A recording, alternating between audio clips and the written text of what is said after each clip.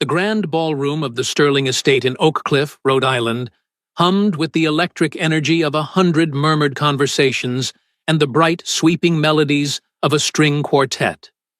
Hazel stood exactly where she had been instructed to stand, half concealed behind a massive potted palm in the darkest alcove of the room.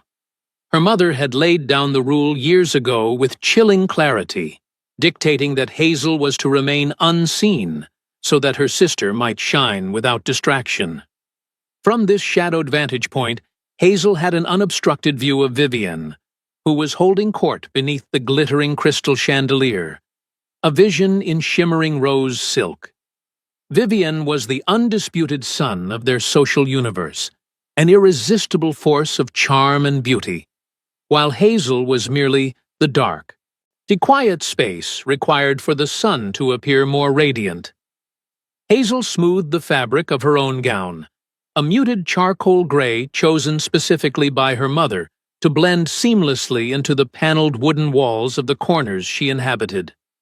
The air in the room grew heavy with the sweet, suffocating scent of expensive perfumes and the desperate, cloying ambition of every mother seeking a wealthy match for her daughter. Tonight, the stakes were unimaginably high, for the elusive Duke of Valerius was expected to grace the gathering with his rare presence. He was a figure wrapped in mystery and whispered legends, a man of unfathomable wealth and influence who had recently taken residence in the sprawling Gothic manor on the edge of town. Rumors swirled around him like autumn leaves, tales suggesting he was not merely a nobleman but a vampire king, an immortal ruler of the night who had walked the earth for centuries. Society largely dismissed the supernatural whispers as dramatic gossip, focusing instead on his vast fortune and his famously unmarried status, making him the ultimate prize of the season. Hazel had caught only a fleeting glimpse of him once, a towering silhouette moving gracefully through the evening fog, exuding an aura of chilling authority that seemed to silence the very wind. Her mother, Mrs. Sterling, was fiercely determined that the Duke would fall under Vivian's spell, treating the evening like a meticulously planned military campaign where failure was not an option. Hazel pressed her shoulders against the cool wall, clutching a worn volume of classic literature hidden within the deep folds of her heavy skirts, seeking comfort in the familiar weight. A sudden, profound hush cascaded through the ballroom, starting at the heavy oak doors and rippling outward until the musicians faltered, and the lively chatter died into a stunned silence. Hazel leaned forward slightly, peering through the dark green fronds of the palm, her breath catching in her throat as the Duke of Valerius stepped into the warm glow of the room. He was a breathtaking paradox of terror and beauty, possessing stark, luminous white hair that swept back from a face carved of flawless, pale alabaster. He wore an immaculately tailored suit of midnight black, offering a severe, striking contrast to the vibrant, colorful gowns and waistcoats of the local elite, who stared at him in awe. His eyes, a mesmerizing shade of deep storm cloud gray with the faintest ring of unearthly silver, swept over the breathless crowd with an expression of profound, chilling indifference. Mrs. Sterling immediately adjusted her posture, signaling subtly to Vivian, who quickly arranged her features into a perfect, welcoming smile, standing directly in the center of the Duke's anticipated path. Hazel shrank back into the protective embrace of the shadows, opening her book and lowering her eyes, praying to remain completely invisible during the most dangerous moment of the evening. She traced the words of a familiar poem, attempting to block out the overwhelming presence of the white-haired immortal who commanded the room simply by existing within its walls. Yet, the anticipated sounds of introductions and eager greetings never materialized, replaced instead by the rhythmic, deliberate sound of slow footsteps echoing against the polished marble floor. The Duke did not pause before the radiant Vivian, Nor did he acknowledge the desperate, hopeful expressions of the town's most prominent families who had gathered to seek his favor. Instead, he moved with the silent, predatory grace of a creature born of the night, his path direct, unyielding, and completely baffling to every single soul watching his progression. Hazel's heart hammered against her ribs like a trapped bird as the heavy footsteps stopped directly in front of her alcove, casting a long, cold shadow over her small sanctuary. She kept her head bowed, her knuckles turning white as she gripped her book, desperately hoping that he had merely stopped to admire the architecture or seek a moment of quiet. But the air around her temperature dropped noticeably, carrying the crisp, clean scent of winter pine and ancient untamed forests, signaling that the Vampire King was standing mere inches away. "Good evening," the Duke murmured, his voice a rich, resonant velvet that seemed to vibrate through the floorboards and settle deep within the marrow of her bones. Hazel slowly raised her head, meeting his silver-ringed gaze, and for the first time in her quiet, forgotten life, she felt entirely and terrifyingly seen. The silence in the ballroom was absolute, a collective holding of breath as hundreds of eyes fixed upon the shadowed corner where the immortal Duke stood before the overlooked sister. Hazel felt a cold, prickling wave of shock wash over her, freezing the blood in her veins as she stared up into a face that possessed the devastating perfection of a marble statue. His pale skin seemed to glow with an inner, lunar light, and his white hair caught the faint illumination of the distant chandeliers, framing a gaze that held centuries of unspoken stories. She managed a clumsy, trembling curtsy, her mind completely blank, entirely bereft of the polite, dismissive phrases her mother had drilled into her for the rare occasions she was addressed. "Your Grace," she whispered, the words barely escaping her lips, feeling as though the sheer force of his ancient presence was drawing the very oxygen from her lungs. "You have claimed the only tolerable space in this entire echoing chamber," he stated, his tone carrying the weight of an undeniable truth rather than the lightness of a polite observation. His eyes, deep and knowing, flicked downward for a fraction of a second, registering the worn leather cover of the book she clutched so desperately against her chest as if it were a shield. "And you have brought a far more interesting companion than any found upon that dance floor," he added, a faint, almost imperceptible softening occurring at the sharp corners of his pale mouth.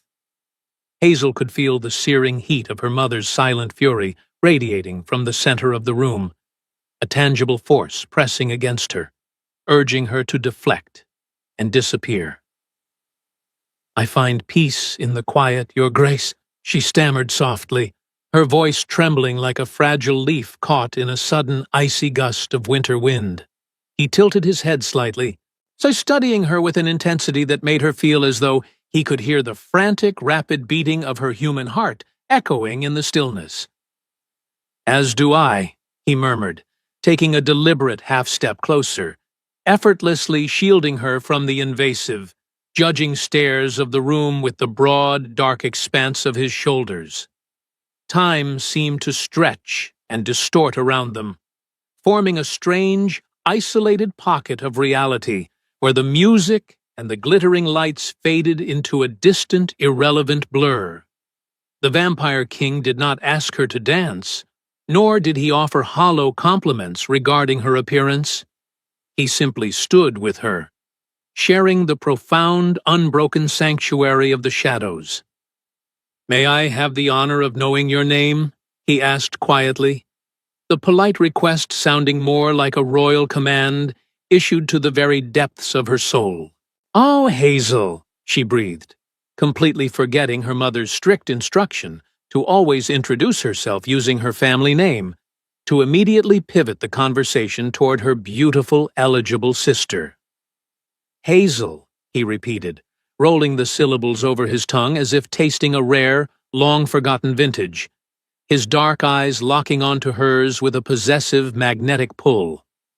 They remained there for several long minutes, enveloped in a silent understanding that defied logic, while the elite of Oak Cliff watched in a state of paralyzed, bewildered shock. When he finally bowed and retreated into the night, leaving a trail of chilled air in his wake, Hazel knew her life had been irrevocably altered by the shadow of the crown.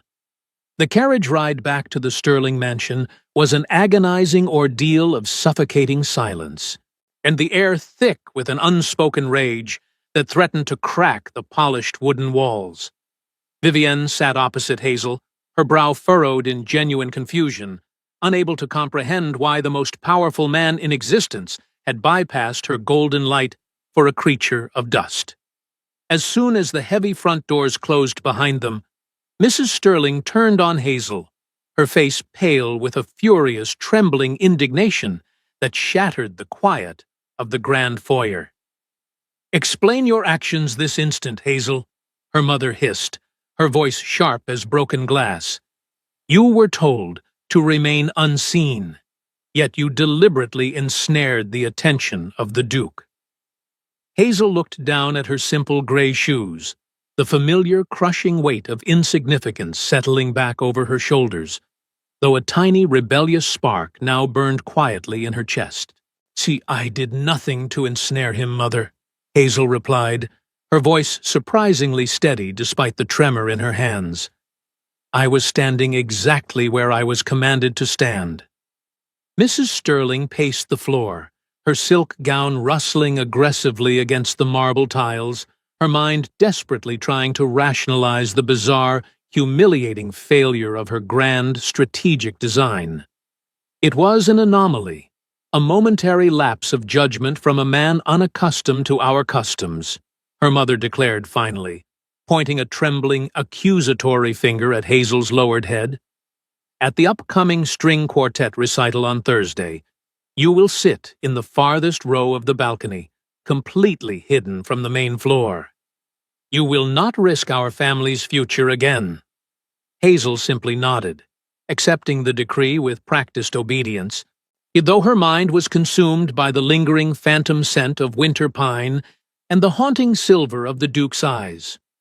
When Thursday evening arrived, draped in a thick, rolling coastal fog, Hazel climbed the narrow, winding staircase to the shadowy balcony of the Oak Cliff Historic Conservatory, clutching her book.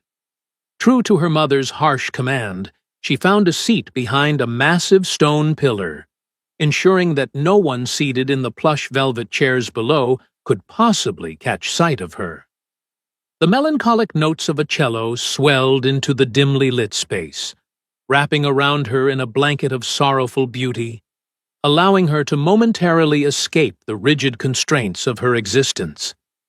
She closed her eyes, letting the music wash over her, consciously suppressing the tiny, a dangerous ember of hope that the white-haired immortal might somehow seek her out a second time. Yet, halfway through the performance, a sudden dramatic drop in temperature brushed against her skin, raising the fine hairs on her arms and bringing with it an undeniable, terrifying thrill. Hazel opened her eyes and turned her head slightly, her breath catching as she found the Duke of Valerius leaning casually against the ancient stone wall just a few feet away. In the dim, flickering light of the balcony sconces, his pale skin possessed a mesmerizing, ethereal glow, and his stark white hair seemed to capture the very essence of moonlight. He was not looking down at the magnificent stage where Vivienne sat in the front row, bathed in a pool of golden illumination. His intense, unwavering gaze was locked firmly on Hazel. Panic and an inexplicable joy warred within her chest as she quickly averted her eyes, staring blindly at the intricate lace of her gloves, terrified that this was merely a cruel illusion. A moment later, the silent, terrifyingly graceful movement of his approach brought him to her side, offering a glass of chilled, sparkling cider that materialized from the darkness. "The music carries a profound grief tonight," Silas murmured, his low voice seamlessly weaving into the somber notes of the cello without disrupting the sorrowful harmony of the performance. Hazel tentatively reached out, her fingers brushing against his cold, marble-like hand as she took the glass, sending a shock-wave of electric energy racing up her arm. "It speaks of things lost to time," she whispered in reply, finding a sudden, though unexpected courage in the protective barrier his intimidating presence created between her and the world below. He offered a slow, deliberate nod, his silver-ringed eyes softening as he looked down at her, acknowledging the shared understanding of isolation that seemed to bind them together in the dark. "I have walked through countless centuries, Hazel," he said softly, using her name with a quiet reverence that made her heart ache. "And I have rarely found a soul who listens to the silence as beautifully as you do." He did not leave her side for the remainder of the evening, standing perfectly still like a guardian carved from ice, completely ignoring the frantic, searching glances of society below. They exchanged no further words, yet the silence between them was rich with a profound, unspoken dialogue, a mysterious connection that bridged the vast chasm between a human life and an immortal reign. When the final note faded into the air, he bowed his head respectfully and vanished into the shadows, leaving Hazel with a terrifying realization that the Vampire King had claimed her corner of the world. For the next 3 weeks, a quiet, unprecedented revolution overturned the established social hierarchy of Oak Cliff, throwing the town's elite into a state of bewildered, gossiping frenzy. Wherever Hazel was forced to hide, whether behind the grand oak trees at a garden party or within the dusty aisles of the town library, the Duke of Valerius would inevitably appear. He completely ignored the dazzling, desperate attempts of Vivian and the other prominent daughters to capture his attention, moving through the crowds with a chilling, predatory grace toward the overlooked sister. Society mothers whispered frantically behind their fans, theorizing that the immortal lord was playing a cruel, elaborate game, unable to comprehend why a creature of such power would choose a shadow over the sun. Mrs. Sterling was trapped in a state of terrified paralysis, afraid to reprimand Hazel for fear of inciting the wrath of a man who commanded the darkness itself. Their interactions remained brief and quietly intense, insulated from the prying eyes of the world by the sheer intimidating force of the Duke's ancient, chilling aura. He would stand beside her, his stark white hair catching the ambient light, and ask her about the verses she read, the dreams she harbored, and the quiet observations she made. He listened with a profound but unbroken focus, his pale, flawless face betraying no emotion save for the subtle, shifting silver light in his eyes that only she was permitted to see. He never once spoke of her plain garments or her lack of social standing. He spoke to the depths of her mind, treating her quiet intellect as the most exquisite treasure in the room. Hazel found herself no longer dreading the grand social events, but rather counting the agonizing minutes until the familiar scent of pine and winter would herald his arrival. One rain-swept afternoon, a small, unassuming package wrapped in dark brown paper was delivered to the Sterling estate, bearing no return address and directed specifically to Hazel. With trembling fingers, she retreated to the safety of her modest room and opened the parcel, to her breath leaving her in a soft gasp as she revealed its precious contents. Inside lay a breathtaking first-edition volume of romantic poetry, bound in cracked, midnight blue leather that smelled faintly of ancient dust and the sweet, lingering scent of eternal night.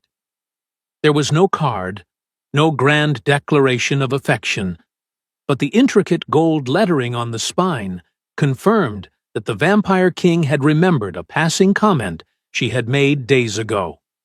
It was an impossible, terrifying gesture that caused a wild, foolish hope to take root in the barren soil of her heart, blooming with a fierce and dangerous beauty. When the town gathered for the highly anticipated charity masquerade at the Grand Whitmore Pavilion, The tension surrounding the Duke's inexplicable behavior had reached a fever pitch. Hazel was dressed as the midnight sky. Her wrapped in layers of dark navy and silver tulle, wearing a simple domino mask that did little to hide her melancholic, observant eyes. Her mother had issued one final desperate plea before they left the house, begging Hazel to remain completely out of sight, so that Vivian, dressed as the dawn, might salvage their season. Following instructions, Hazel slipped away from the loud, vibrant chaos of the dance floor, taking refuge on a secluded, wind-swept balcony overlooking the crashing waves of the dark ocean below. She leaned against the cold stone balustrade, closing her eyes and letting the sea spray cool her heated cheeks, feeling a profound sense of belonging in the endless, turbulent night. I had a feeling the shadows would eventually guide me to you. A voice spoke from the darkness, smooth and cold as polished ice, cutting cleanly through the roaring sound of the ocean. Hazel turned, her heart leaping wildly as Silas stepped onto the balcony, his tall, imposing frame silhouetted against the dim light spilling from the grand ballroom behind him. He wore no mask, for his striking white hair and luminous pale skin rendered any attempt at disguise utterly pointless. He was unmistakably the immortal sovereign of the night. He moved to stand beside her, the temperature plunging immediately as he rested his large, pale hands upon the stone, staring out at the violently churning black waters. The crushing noise of that room is a burden I find increasingly difficult to bear, he confessed quietly, his tone laced with a profound ancient exhaustion that pulled at her heart. Yet you possess the power to silence them all with a single glance, Your Grace, Hazel replied softly, looking up at his stark, beautiful profile illuminated by the pale moonlight.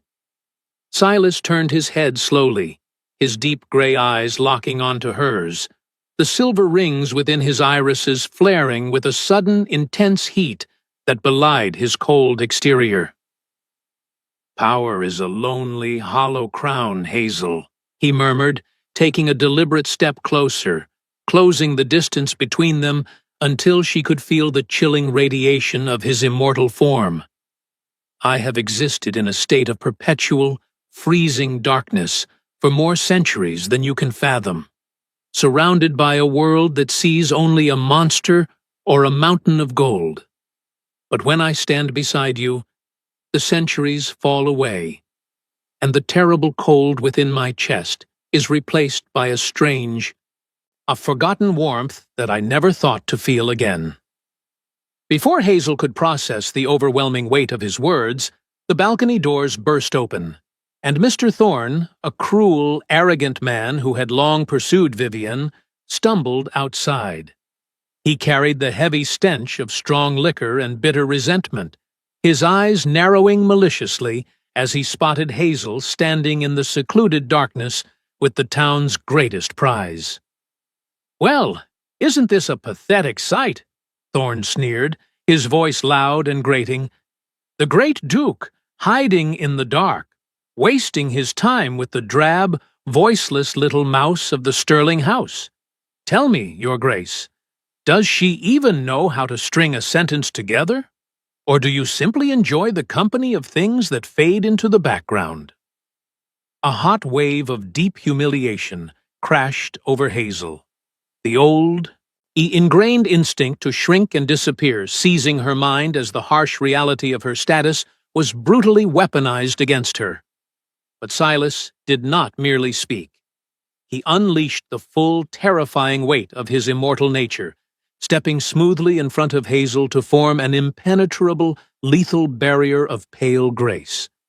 The air around them practically crystallized with cold, and when Silas spoke, his voice was no longer a rich velvet, but a deadly, echoing hiss that seemed to come from everywhere at once.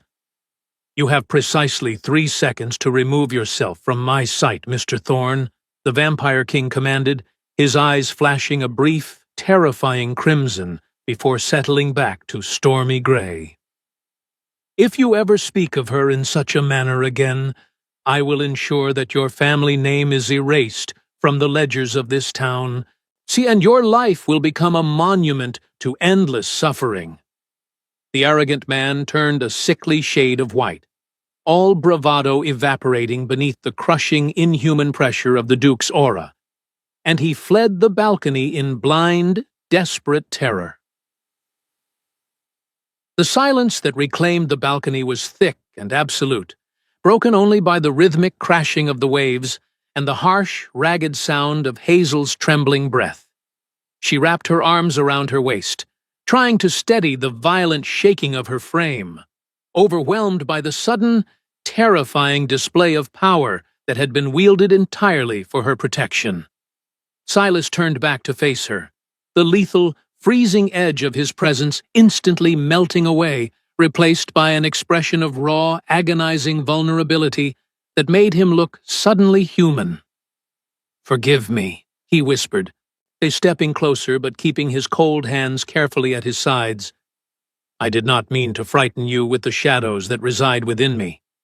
Hazel looked up, blinking back the tears that pricked her eyes, finding no fear in her heart, only a profound, echoing gratitude for the man who refused to let her be diminished. "You did not frighten me, Silas," she said, using his given name for the very first time, the word slipping past her lips as a quiet, definitive oath of trust, in the dark. A sharp breath hissed through his teeth, and he reached out slowly, his pale, freezing fingers gently tracing the line of her jaw, with a touch so reverent it bordered on worship. "There is a reason my soul recognized yours the moment I walked into that ballroom," he confessed, his voice rough with an emotion that had been buried for lifetimes. "Oh, we have shared the dark before, Hazel, many years ago in the frozen woods behind the old Whitmore estate, when you were merely a child wandering through the deep winter snow." Hazel's mind spun, racing back through the hazy corridors of her childhood memories, searching for the connection he was drawing from the depths of his immortal past. My beloved sister had just perished by the cruel hands of time, a fate I could not save her from, Silas continued, his eyes reflecting the ancient sorrow of a grief that never fades. I was lost to the madness of my own cold eternity, wandering the woods, entirely consumed by the desire to let the sun end my endless night. You found me weeping beneath the dead branches of a massive oak. You did not scream or run from the unnatural pallor of my skin or the coldness of my tears. You simply sat beside me in the freezing snow, opened your small satchel, and offered me a piece of warm, broken bread. You gave me the only light I had seen in 100 years, sitting with me in total silence until the urge to destroy myself finally passed.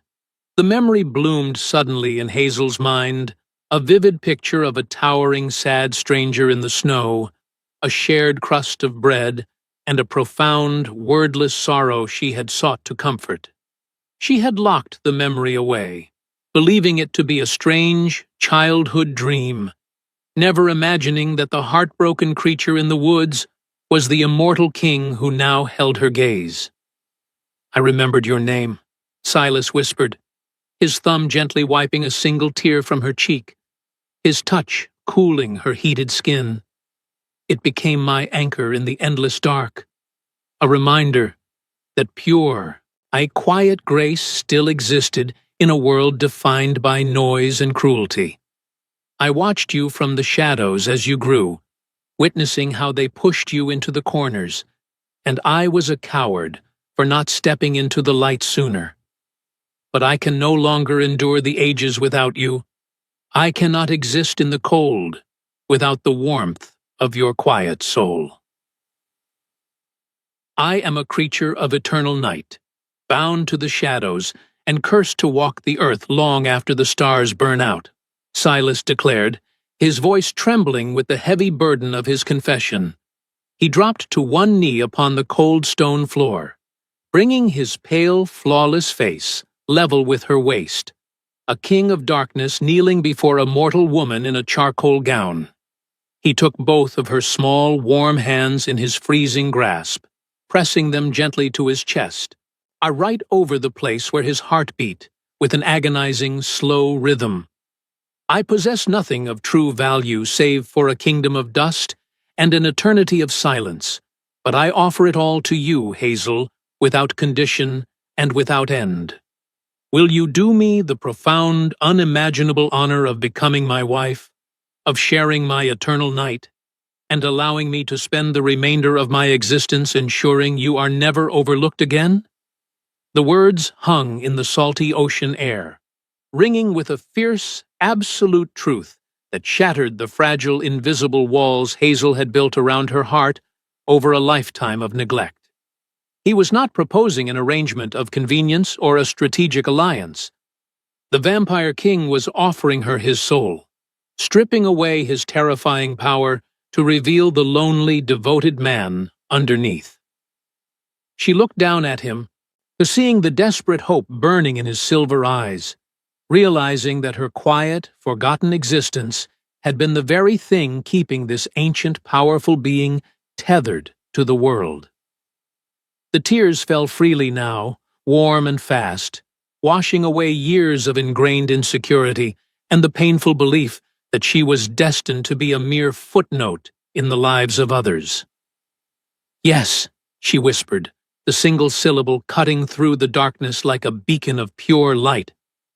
"Yes, Silas, I will share your night, and I will gladly be your wife."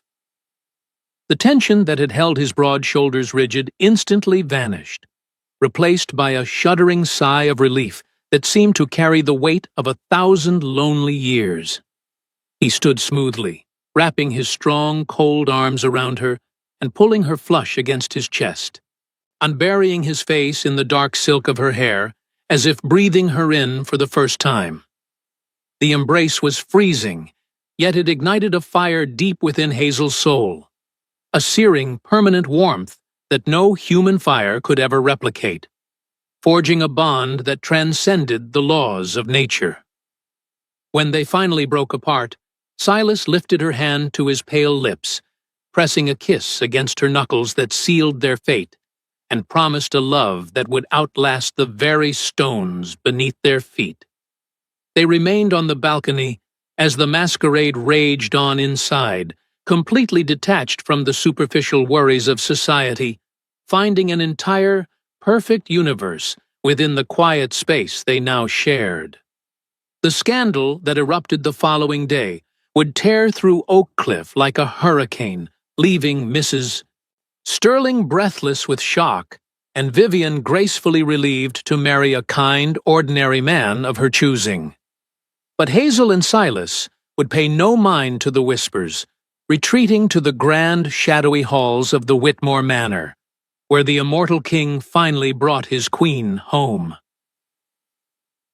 50 years passed in the mortal world, a mere blink of an eye to the Vampire King, but an entire beautiful lifetime of transformation for the quiet girl from Oak Cliff.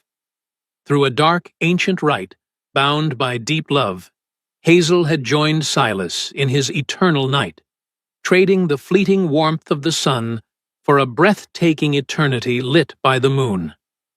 They stood together on the high parapet of their Gothic estate, looking out over the dense, whispering pine forests that stretched infinitely toward the jagged, silver-lined horizon of the coast. Silas stood behind her, his strong arms wrapped securely around her waist, his chin resting softly upon the crown of her head, his presence a constant, unbreakable shield against the passage of time. Hazel leaned back against his chest, her skin now as pale and flawless as his, her once mortal heart beating with the slow, powerful rhythm of the immortal royalty she had become. They still tell stories of the night the Duke of Valerius stole the shadow instead of the sun, Silas murmured, his velvet voice vibrating against her back, filled with a deep, enduring amusement. Hazel smiled, tracing the cold lines of his knuckles with her own pale fingers, thinking of the mother and sister who had long since faded into the quiet embrace of the earth. She had mourned their passing, but the grief was softened by the profound peace she found in her endless life with Silas, a life built not on grand declarations, but on silent, unwavering devotion. He had spent the last 5 decades proving his vow, reading ancient poetry to her in the cavernous library, listening to her thoughts, and ensuring that her voice was the absolute center of his universe. She was no longer the forgotten girl hiding behind a potted palm. She was the radiant, immortal queen of a kingdom built in the shadows, seen and cherished by the only eyes that truly mattered. The journey from a mortal shadow to an immortal queen carries a profound revelation about the nature of human worth and the quiet power of authentic love.